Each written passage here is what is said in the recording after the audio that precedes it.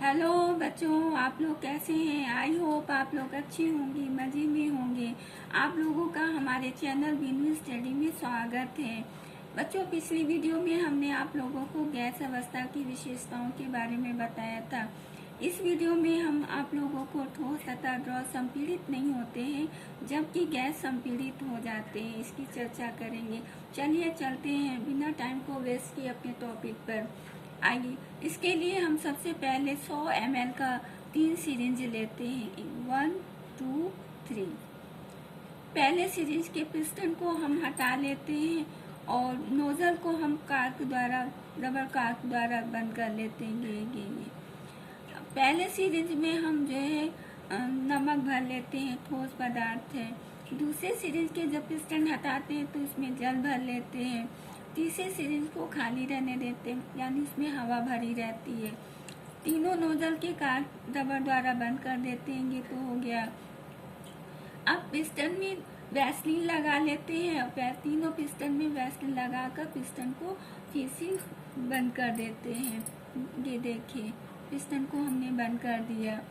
अब हम पिस्टन को नीचे की ओर कंप्रेस करते हैं, दबाते हैं, तो देखते हैं कि जिस सिरिंज में नमक है वो दबता नहीं है, नीचे की ओर आता नहीं है, गतिशील नहीं हो रहा है, क्योंकि इनकी वॉल्यूम जो है जो की त्यों है, आयतन में कोई कमी नहीं होता है। इससे ये सिद्ध होता है कि नमक जिसमें है उसमें जो है दाब नहीं लग रहा है। दूसरे सिरिंज में देखिए जल भरा हुआ है। इसको हम पिस्टन हम जब नीचे की ओर दबाते हैं तो नहीं दबता है। क्यों? क्योंकि जल यानी द्रव जो है उनका वॉल्यूम भी कम नहीं होता है, वॉल्यूम कम नहीं होता, आयतन में कोई कमी नहीं होता है। इससे ये सिद्ध होता है कि द्रव में भी संपीड़न नहीं होती है। तीसरा सिरिंज है, जब हम इसका पिस्टन नीचे की ओर दबाते हैं तो दब जाता है। जिसमें गैस है, हवा भरा हुआ है, उसका वॉल्यूम कम हो जाता है, आयतन कम हो जाता है, और दबाने पे और नीचे की ओर दब जा रहा है, आसानी से दब रहा है, इनका वॉल्यूम कम हो जा रहा है। ये होगा।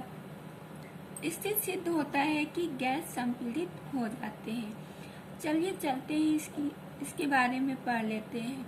इसके लिए हम 100 मिली की 3 सिरिंज लेते हैं और उनके नोजल को, ये नोजल है, नोजल को रबर कार्क द्वारा बंद कर देते हैं। सभी सिरिंज से पिस्टन हटा लेते हैं। अब पहले सिरिंज में नमक यानी ठोस, दूसरी सिरिंज में हम जल यानी द्रव, तीसरी सिरिंज में हम हवा यानी एयर रहने देते हैं। अब पिस्टन में वैसलीन लगाकर वापस सिरिंज में लगा देते हैं। ये देखिए, जिससे पिस्टन आसानी से गतिशील रहे, मतलब नीचे की ओर जब हम दाब लगाएं तो वो नीचे हो सके। अब पिस्टन से प्रत्येक सिरिंज को नीचे की ओर दाब लगाएंगे, यानी संपीड़ित करेंगे। पहले सिरिंज का पिस्टन दाब लगाने पर नीचे की ओर गति नहीं करता है। इससे ये सिद्ध होता है कि दाब लगाने पर नमक यानी ठोस का आयतन कम नहीं होता, अतः ठोस दाब लगाने पर संपीड़ित नहीं होते हैं। ये क्लियर हो गया। अब दूसरी सिरिंज का पिस्टन भी दाब लगाते हैं तो नीचे की ओर नहीं खिसकता है, कोई गति नहीं करता है, क्योंकि दाब लगाने पर जल यानी द्रव का आयतन कम नहीं होता है। इससे ये सिद्ध हो जाता है कि द्रव दाब लगाने पर संपीड़ित नहीं होते हैं। ठोस और द्रव दोनों ही संपीड़ित नहीं होते हैं। अब तीसरी सिरिंज का पिस्टन दाब लगाने पर नीचे की ओर गति करता है। इससे ये सिद्ध होता है कि दाब लगाने पर गैस यानी हवा का आयतन कम हो जाता है, अतः गैस संपीड़ित हो जाती है। ये क्लियर हो गया बच्चों। विशेष बातें हैं, स्पंज ठोस है फिर भी संपीड़ित हो जाती, क्यों होती है? क्योंकि इसमें बहुत छोटे छोटे छिद्र होते हैं। स्पंज में बहुत छोटे छोटे छिद्र होते हैं जिसमें हवा भरी होती है। अब इसको हम जब दबाते हैं तो हवा निकल आती है, इससे इसका संपीड़न हो जाता है। अब आते हैं बच्चों दृढ़ तथा तरल, रिजिड एंड फ्लूइड। पदार्थ का दृढ़ रूप ही ठोस होता है। दृढ़ता के कारण ही ठोस अपनी आकृति बनाए रखते हैं। अगर दृढ़ता न हो तो फिर पदार्थ ठोस नहीं होगा।